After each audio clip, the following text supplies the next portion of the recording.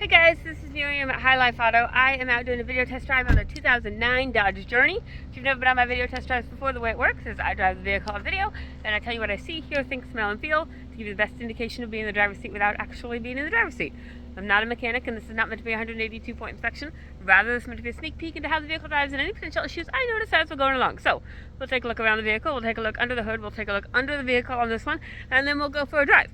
I've got 9 vehicles to do today, so we're going to kind of make them a little bit quicker, but if you have any questions, you're always welcome to reach out to me and I'll see what else I can find out for you. So here we go.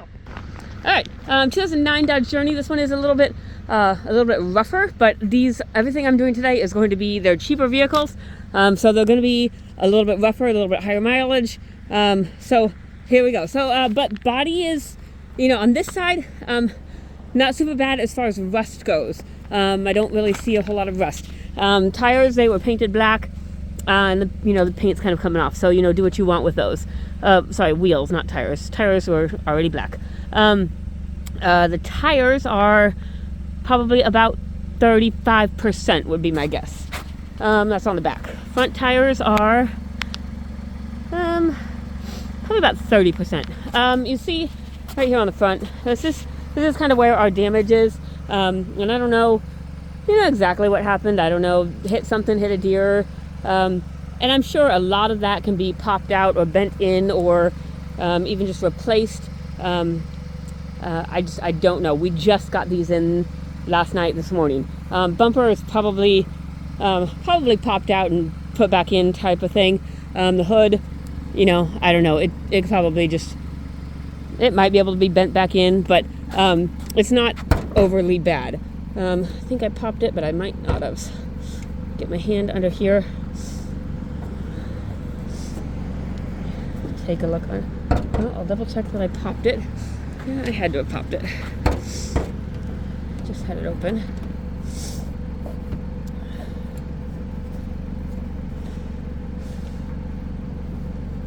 Sometimes doing things with one hand is a lot more difficult.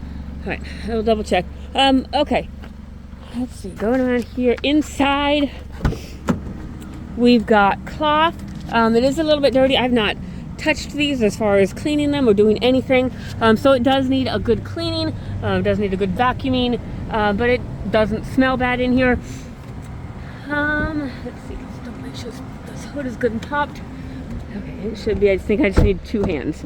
Back here again, just needs a good cleaning, but it looks like it's in, the upholstery itself is in pretty decent condition. The back end looks pretty decent. Yeah. This little thing right here, it sticks, so you just have to kind of stick it back in place. That's kind of common when a vehicle gets older. You got all the storage space back here. The spare tire is under here. I think it was under the car, and they used it, so now it's under there. I don't think I got that shut. Okay. So you've got some room for a family, 5 seats and then some storage space in the back. Again, the body on this side is not that bad. Really looks like most of your damage is up front, except there's a little something right here where I don't know, maybe they were trying to get in with a key thing, but I don't know for certain. Just a little thing right there. So looks like really up here is most of it, and I think that's pretty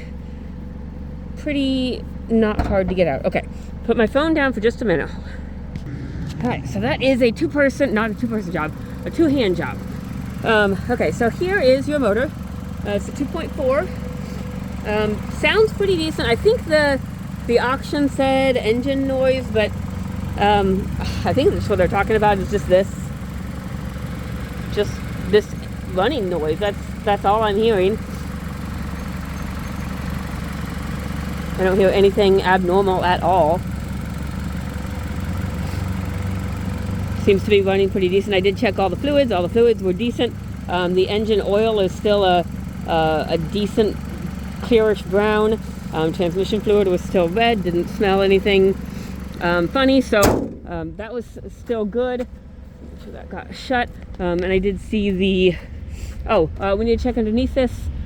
So here, if you see this on my cars, that means the auction said rust on the frame.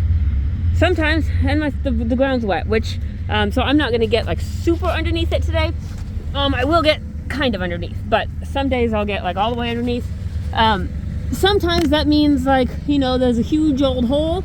Sometimes that means the rockers are rusty.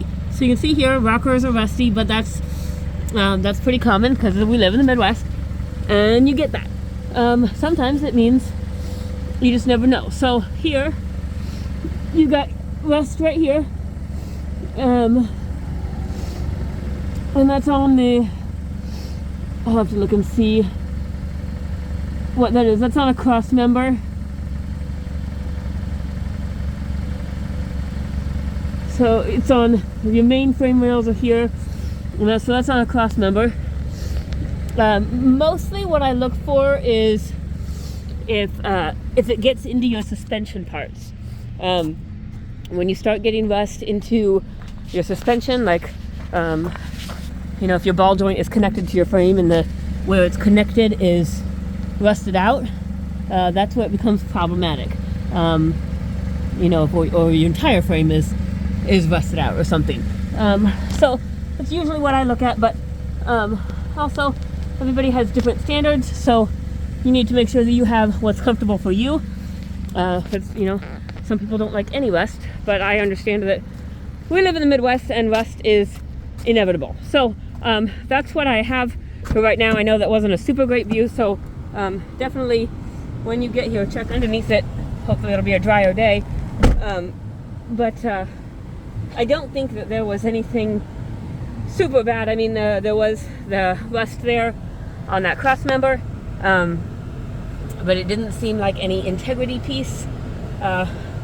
Something that could be you know, welded up and just, you know, painted up, or something just to stop it and keep it from going further. And personally, I think it would be fine. Definitely, you're welcome to talk to somebody who is smarter than me, because I'm not very smart when it comes to everything. So that's what I know there. So we're here. We've had this car running for probably a good 15-20 minutes now. The coolant temperature is just fine. We've got a check engine light, an airbag light, tire pressure light.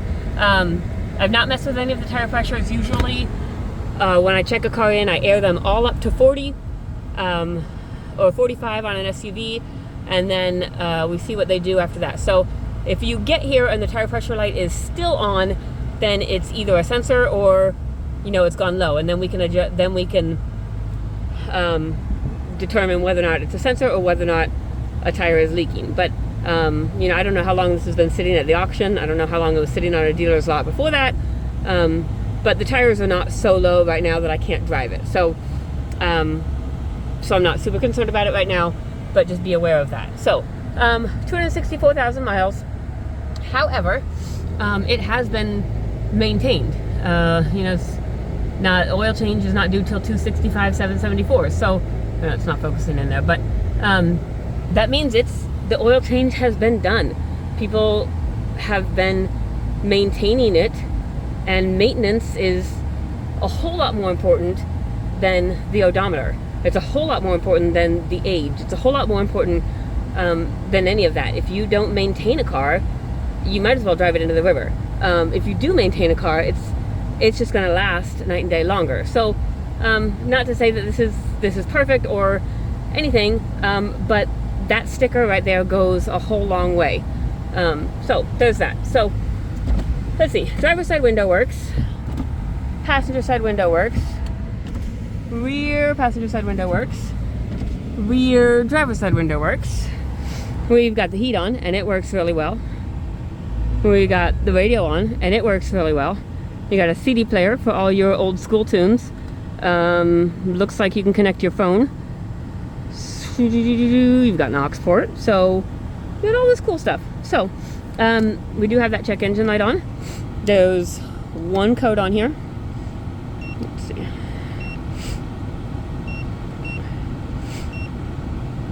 We've got an intake manifold runner position sensor switch circuit low bank 1A. So take a look at what that means. Some of these codes I know what they mean, some of them I don't. So just obviously it's got something to do with the intake manifold and a sensor. Beyond that, I'm not certain. So many of these codes are sensor driven, and they're not really indicative of much. Some of them do mean things that are important, and sometimes I don't know, when they're, important and underlying things, and when they're, something else. On my van, I had an EGR code for the longest time, and it wasn't even my EGR that it was a problem. It was my catalytic converter that was a problem, but it was throwing an EGR code, and so I was throwing all these EGR fixes at it, and I was just trying to fix EGR, and then it wasn't even my EGR at all. And so then I finally figured out the catalytic converter, but that was after I did all the EGR stuff. And so sometimes you have to realize that a check engine code is not, it's just a code, and it doesn't always tell you really anything.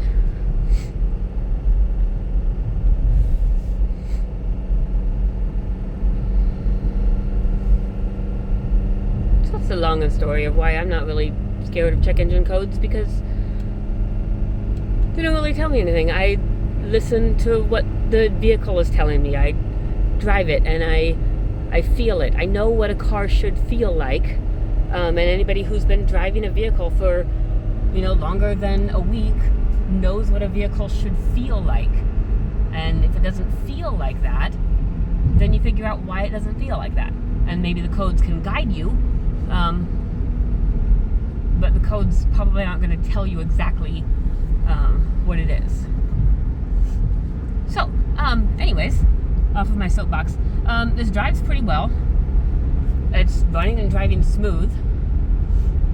I don't hear any suspension noise. We do our turn signals right here. Left turn signal works. And just to confuse the people behind us, we're going to do our right turn signal. And our right turn signal works. Brakes are good and solid. No grinding, no vibration. And we're going to turn our windshield wipers on, and it looks like our wiper fluid works on the passenger side, but maybe not on the driver's side. So go figure. I don't know if it's a disconnected hose or what that is, but our wipers work, and our wiper fluid half works. I'm going to check our cruise.